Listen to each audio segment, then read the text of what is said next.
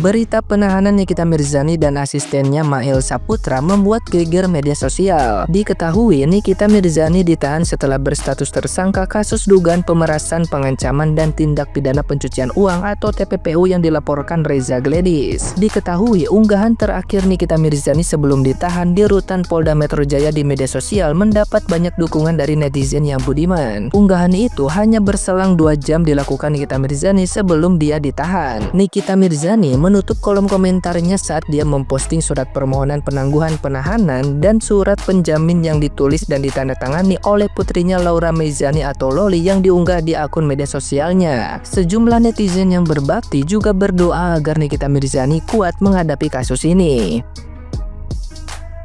Nah, gimana nih menurut netizen yang terhormat? Silahkan berkomentar ya.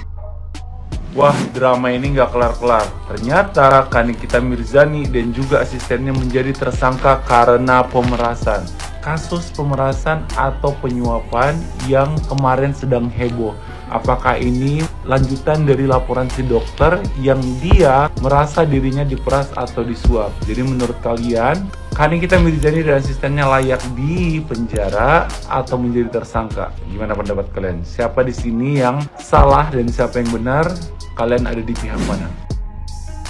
Nikita Mirzani dipakai baju oranye dan ditahan.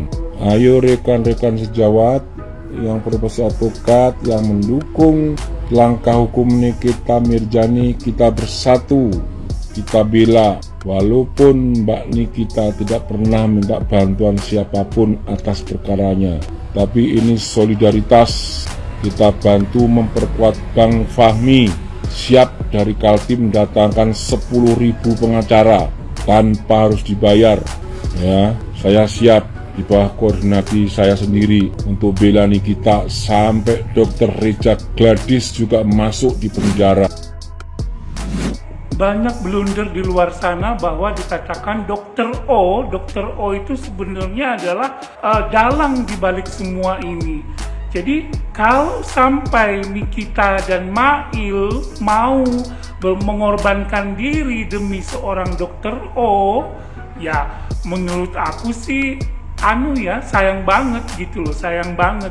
Harusnya Nikita Mirzani dan Mail ya harus bernyanyi, jangan mau menanggung seorang diri, karena asal muasal sampai Dokter R itu bisa bertransaksi dengan Nikita juga kan berasal dari Dr. O. Jadi sebetulnya Nikita dan Mail harus membongkar semua peran daripada Dr. O dan sampai dia menjadi korban. Kecuali ya kalau memang Nikita yang menerima uang, Dr. O tidak menerima apa-apa. Terima kasih kepada pihak kepolisian karena sudah menahan NM dan temannya IZ. Terima kasih kepada pihak kepolisian karena sudah menjalankan tugasnya dengan baik. Dan satu lagi terima kasih kepada pihak kepolisian Konoha karena sudah menunjukkan kebobrokan, sudah menunjukkan bahwa pihak kepolisian Konoha ini tidak memperhatikan asas-asas kenapa uang itu ditransfer. Kenapa saya bilang kayak gitu? Karena pertanyaannya gini, kalau pihak kepolisian betul-betul mendalami kasus ini, betul-betul ingin memaksa kasus ini masuk ke dalam ranah tindakan kriminal dan dicari keadilan dari kebenaran yang seadil-adilnya, kenapa pihak kepolisian tidak membelokkan kasus ini atau tidak mengarahkan kasus ini masuk ke dalam kasus tindakan dugaan penyuapan? Itulah negeri Konoha. Memang ya polisi di Konoha ini ya. Tidur yuk guys. Kenapa aku vokal untuk bicara soal ini? Karena aku juga korban dari krim abal-abal. Gue lihat Kaniki keren ya. Dia datang ke Polda sendirian, nggak perlu bawa rombongan, apalagi rombongan sirkus dan para antek-anteknya.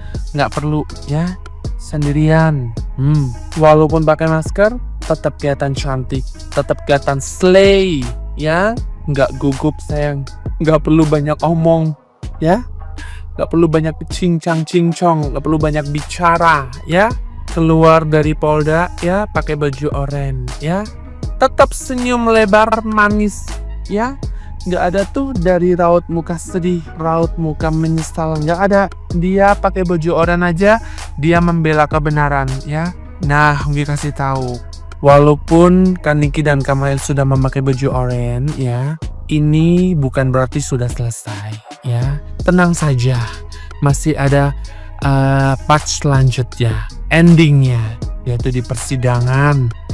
Dan gue denger nih, ada salah satu manusia, dia melakukan persekusi kepada seorang wanita dengan membawa rombongannya, dan dia kena pasal berlapis ya. Bukan hanya lapis legit doang yang berlapis, dia juga kena pasal berlapis dan dia akan menjadi tersangka. Tunggu saja deh ya, semoga benar adanya. Tunggu saja nanti. Nikita Mirzani jadi tersangka, terus ditahan. Apa membuat kita jadi sedih? Ya, sedikit banyaknya kita pasti sedih. Karena yang mengungkap kejujuran dihentikan oleh si Upin Ipin. Tapi jangan berbangga hati dulu kau Upin Ipin ya. Jangan berbangga hati kau, jangan merasa puas hati kau ya. Nggak akan merubah apapun. Nggak akan merubah status kau menjadi harum, nama kau menjadi harum, produk kau jadi laris manis. Enggak enggak. Sabar kau dulu, sabar. Belum kena batunya aja kau ya. Sabar kau dulu, sabar. Alah, badannya yang ditahan badannya yang ditahan, tapi suaranya sudah sampai ke masyarakat. Unek-uneknya sudah sampai ke masyarakat. Fakta-fakta tentang si Upin Ipin udah sampai ke telinga masyarakat. Kejelekan, keburukan ya, kejahatannya itu semua udah sampai ke telinga masyarakat. Jadi nggak akan mengubah apapun ya Upin Ipin. Kau lihat kan bagaimana Nikita Mirzani sudah ditahan kan. Dia senyum, dia tegar, dia kuat.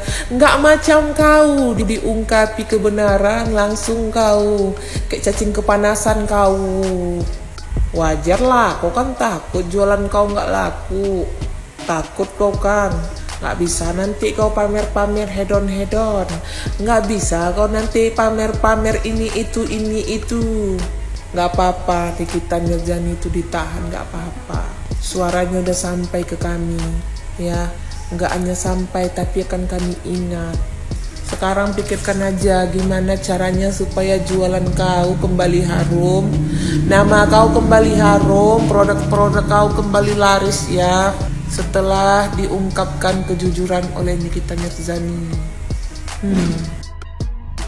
Guys, banyak yang bertanya, kalau Nikita Mirzani merasa tidak bersalah, kenapa sih dia tidak ajukan saja pra peradilan? Nah, sebelum menjawab itu, yuk kita bahas dulu apa itu pra peradilan. Jadi guys, pra peradilan adalah mekanisme hukum untuk menguji apakah proses penyidikan dan penetapan tersangka dilakukan secara sah. Ini diatur di dalam pasal 77 sampai pasal 83 KUHP dan biasanya diajukan jika ada dugaan penangkapan atau penahanan tidak sah, kemudian penetapan tersangka tanpa bukti yang cukup, penggeledahan atau penyitaan tidak sah, dan terakhir adalah penghentian penyidikan atau penuntutan yang tidak sah. Jika pra peradilan dikabulkan guys, maka status tersangka batal demi hukum atau netehbar. Tapi ini bukan berarti kasusnya berhenti total. Nah, menurut saya guys, langkah Nikita Mirzani cukup strategis untuk tidak mengajukan pra peradilan. Jadi walaupun menang pra peradilan, kasusnya bisa dibuka lagi guys. Kasus dugaan pemerasan ini kan melibatkan korban yaitu Dr. Reza Gladys. Kalau pra peradilan sandi pun dikabulkan, penyidik tetap bisa melakukan penyidikan ulang dengan bukti yang baru. Kemudian beban pembuktian tetap ada. Jika penyidik memperbaiki prosedurnya, status tersangka bisa ditetapkan kembali. Artinya Nikita Mirzani akan tetap menghadapi kasus ini, hanya saja lebih panjang prosesnya. Alasan berikutnya adalah mungkin menghindari dampak psikologis dan opini publik. Jadi mengajukan pra peradilan bisa memberikan kesan seolah-olah ada sesuatu yang ingin disembunyikan.